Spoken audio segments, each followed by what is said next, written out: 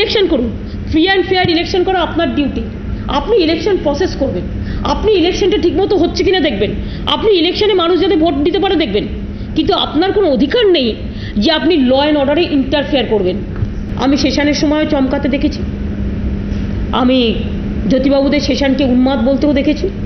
নির্বাচন কমিশনকে আক্রমণে বামেদের ইতিহাস তিনি নিজেই টেনে আনলেন, কিন্তু ইতিহাস স্মরণ করেও সম্ভবত নতুন দৃষ্টান্ত তৈরি থেকে নিজেকে বিরত রাখতে পারলেন না মমতা বন্দ্যোপাধ্যায়।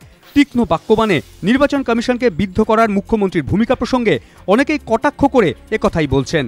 টিএন সেশনকে জ্যোতি বসুর মেগালোম্যানিয়াক বলাটা যেমন নজিরবিহীন আক্রমণের তালিকায় জায়গা করে নিয়েছে, তেমনই মমতা বন্দ্যোপাধ্যায় নির্বাচন কমিশনকে মোহাম্মদ বিন তুগলক বলে কটাক্ষ করাটাও আগামী দিনে সেই তালিকাতেই জায়গা করে নিল বলে মনে করছে রাজনৈতিক মহলের একাংশ।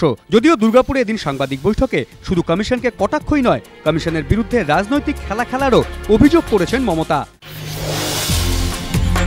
যাদের ডিএমএসপি থেকে সরানো হয়েছে তারাই কিন্তু ইলেকশন যেদিন ওভার হবে তারা সেই জেলায় ডিএমএসপি হিসেবে আবার অ্যাপয়েন্টেড হবে।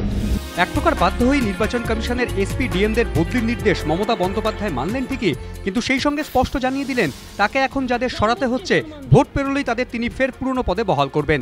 শুধু এই নয়, আপাতত যে তাদের সম্মানে বিন্দুমাত্র খামতি রাখা হবে না তাও স্পষ্ট করে দিয়েছেন মুখ্যমন্ত্রী।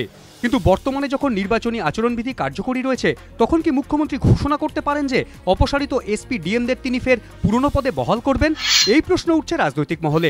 পর্যবেক্ষকদের একাংশ এই দাবিও করছেন আসলে অপসারিত এসপি ডিএমদের পাশে দাঁড়িয়ে পরোক্ষে মমতা বন্দ্যোপাধ্যায় বুঝিয়ে দিলেন যারা তার সঙ্গে আছেন তিনি সবসময় তাদের সঙ্গেই থাকবেন। কিন্তু রাজনৈতিক মহলে প্রশ্ন উঠছে, এই অপসারিত এসপি ডিএমরা যখন ভোটের পর তাদের পুরনো জেলায় ফিরে যাবেন তখন কি তারা নিরপেক্ষভাবে কাজ করতে পারবেন, নাকি মুখ্যমন্ত্রী যেভাবে কমিশনের সঙ্গে লড়াই করে তাদের পাশে দাঁড়ালেন সেই কৃতজ্ঞতার বোঝায় চাপা পড়ে যাবে এই আইএস আইপিএসদের নিরপেক্ষতা?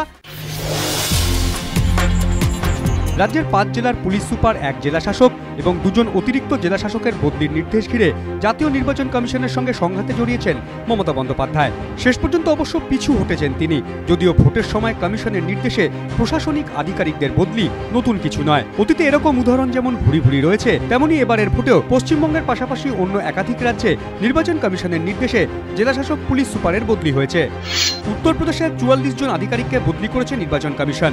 এর মধ্যে 22 জন জেলাশাসক, 3 জন ডিআইজি এবং 19 জন পুলিশ সুপার রয়েছেন। সমাজবাদী পার্টির প্রধান মুলায়ম সিংহ যাদবের নির্বাচনী কেন্দ্র মঈনপুরের জেলাশাসককেও বদলি করেছে কমিশন। বিদেশমন্ত্রী সালমান খুরশিদের নির্বাচনী কেন্দ্র ফারুকাবাদের পুলিশ সুপারকেও বদলি করা হয়েছে। গাজিয়াবাদে এবার ভিকে সিংহ, রাজবাব্বার, সাজিয়া ইলমির মতো হেভিওয়েটরা লড়ছেন। এই জেলারও পুলিশ সুপার বদল হয়েছে। নবীন পটনায়কের ওড়িশাতেও 4 জন পদস্থ আধিকারিককে বদলি করেছে নির্বাচন কমিশন। এর মধ্যে 3 জন জেলাশাসক এবং 1 জন ডিআইজি রয়েছেন। তামিলনাড়ুতেও ভোটের আগে আধিকারিক বদলি করেছে নির্বাচন কমিশন। চেন্নাইয়ে পুলিশ কমিশনারের পদ থেকে এস জর্জকে সরিয়ে দেওয়া হয়েছে। কয়েকদিন আগে তামিলনাড়ুর ডিজি আইন শৃঙ্খলা কে রামানুজমকেও সরিয়ে দেয় কমিশন। সালেম, এরোদ এবং ভেল্লোর 3 জেলার জেলাশাসকও পাল্টে দিয়েছে নির্বাচন কমিশন।